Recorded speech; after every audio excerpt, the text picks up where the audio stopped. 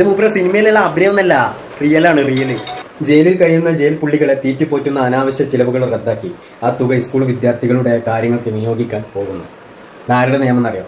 തമിഴ്നാടിൻ്റെ ഇപ്പോഴത്തെ new gen C M ആയിട്ടുള്ള നമ്മുടെ വിജയണ്ണൻ്റെ നിയമമാണത്.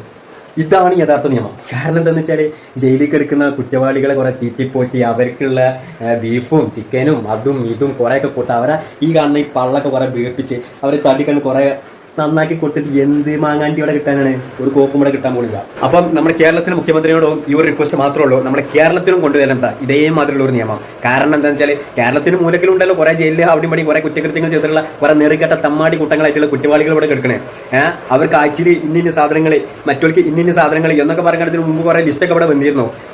എങ്കിൽ ആ ലിസ്റ്റ് സ്കൂളിൽ പഠിക്കുന്ന പിള്ളേരുണ്ട്, നല്ല രീതിയിൽ അടിപൊളിക്കാൻ പഠിക്കുന്ന പിള്ളേരുണ്ട്, അവർക്ക് തിന്നാൻ കൊടുക്കുക. ഭാവിയിൽ ഉപകാരപ്പെട്ടോളും. കുറ്റവാളികൾക്ക് തിന്നാൻ കൊടുത്താലേ ഭാവിയിൽ ഉപകാരപ്പെടില്ല.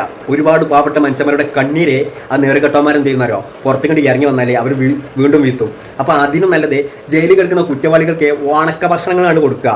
പത്താളൊക്കെ മാണേ കൊടുത്താൽ മതി. ഉണക്ക ഭക്ഷണങ്ങൾ കൊടുത്തിട്ടാണ് എന്ത് ചെയ്യുക, അവരാണ് തീറ്റിപ്പോറ്റുക. അതിനുള്ള തീറ്റിപ്പോറ്റലൊക്കെ ഇവിടെ മതി. അല്ലാത്ത ചിക്കനും മട്ടനും ബീഫും ഒട്ടകവും ജിറാഫും ഇതൊന്നും ഇവിടെ കൊടുത്തിട്ടേ ഇവിടെ ഒരു കാര്യമില്ല. എന്തായാലും ഒരു കാര്യം അടിവരട്ടിലൂടെ പറയാം, തമിഴ്നാട്ടിലെ മക്കൾക്ക് തെറ്റ് പറ്റിയിട്ടില്ല. കറക്റ്റ് സ്ഥലത്ത് പോയിട്ടാണ് അവരെന്ത് ചെയ്തിട്ടുണ്ടെങ്കിൽ വോട്ട് ഇവിടെ കുത്തിയിട്ടുള്ളതും നല്ലൊരു സി എമ്മിനെ അവരിവിടെ തിരഞ്ഞെടുത്തിട്ടുള്ളതും. മനസ്സിലായില്ലേ? ഇതാണ് പറയുന്നത്. ഭരണം അറിയാവുന്നവരുടെ കയ്യിലേക്ക് ഭരണം കൊടുത്താൽ ഇതുപോലെയുള്ള മനസ്സിലേക്ക് സന്തോഷമുള്ള ഒരുപാട് വാർത്തകളെ നമുക്ക് കേൾക്കാൻ സാധിക്കും.